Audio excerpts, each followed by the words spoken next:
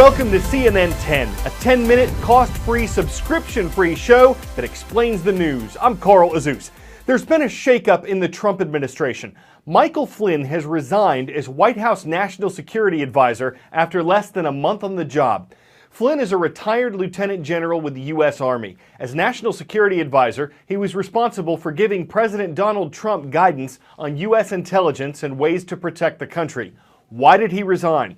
Late last year, while former President Obama was in office, Flynn had phone conversations with the Russian ambassador to the United States.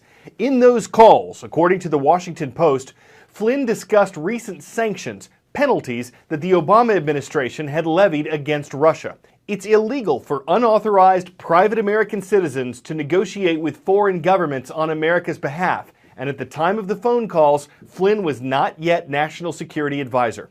Law enforcement and intelligence officials say it doesn't look like Flynn broke the law, but the White House says there was a trust issue. Apparently, Flynn misled Trump administration officials by initially telling them that he had not discussed sanctions with Russia.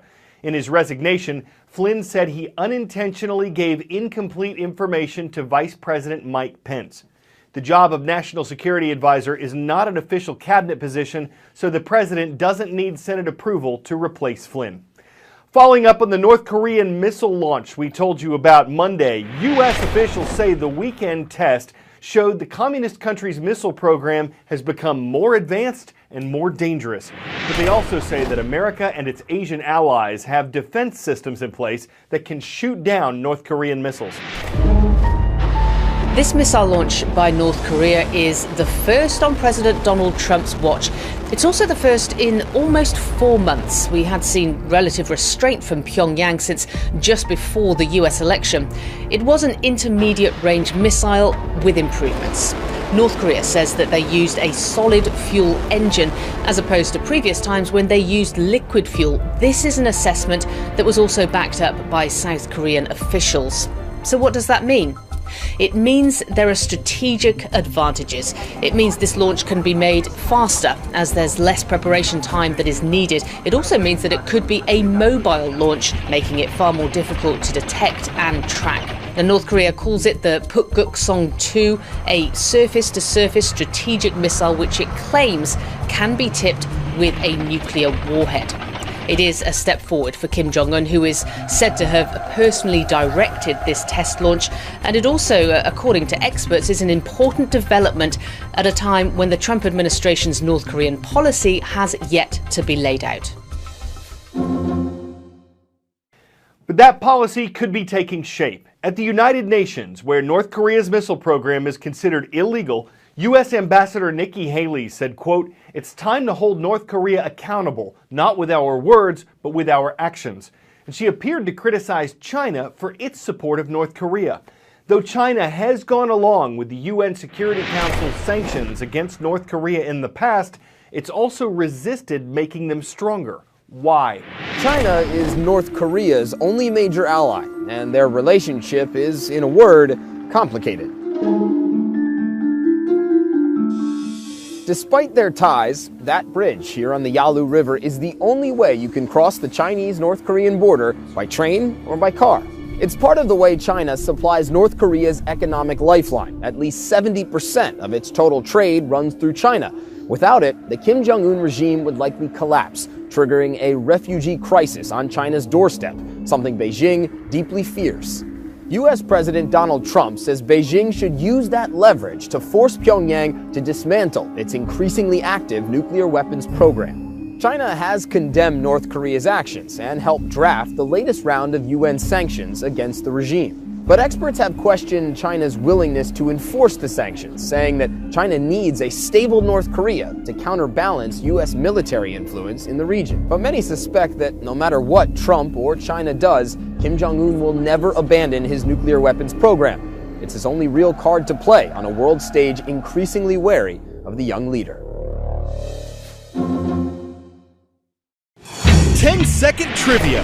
What animal is responsible for more human deaths than any other? Sharks, bears, mosquitoes, or snakes?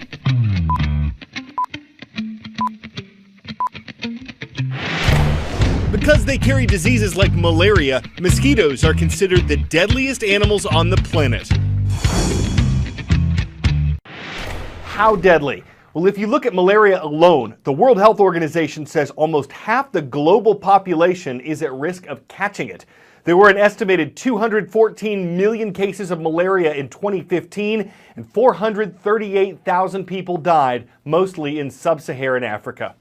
There are drugs that effectively treat malaria, and there are chemicals that effectively repel mosquitoes. There are also concerns about the possible long-term health effects of these chemicals.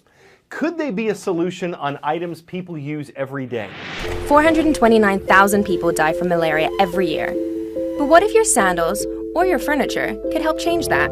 This is Fredros Akumu. He's a researcher in rural Tanzania, and he hates malaria.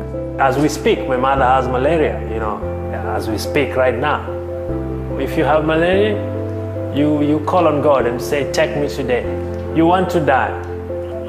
Fredros and his team of researchers want to end malaria with the help of a chair. But why a chair? In regions like this, putting bug spray on every day is impractical and expensive.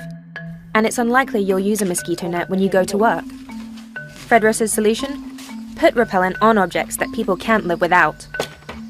This chair's secret weapon, a super absorbent fabric dipped in a very strong repellent that lasts for 6 months. It's different than the standard repellents because it is a wide area repellent. So, if you're wearing DEET, it will protect you for sure, but it won't protect him. It won't protect the guy next to you. It is very short range. We have started using versions that protect people in long range. The repellent is so strong that it needs to be put under the chair because direct daily contact wouldn't be good for you. They're fine-tuning it here, working out details like how strong the repellent needs to be. Assuming 2 years down the line we are successful, what is going to happen is that you have round-the-clock protection. And if the team achieves that, then the sky's the limit.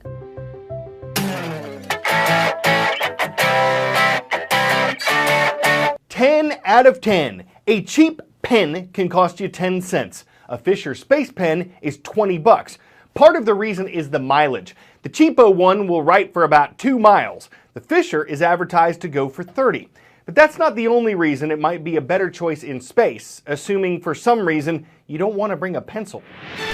You've probably never tried to use a pen upside down, but if you did, you'd have a tough time. Now imagine you're in outer space, where there's no gravity at all. What do you do?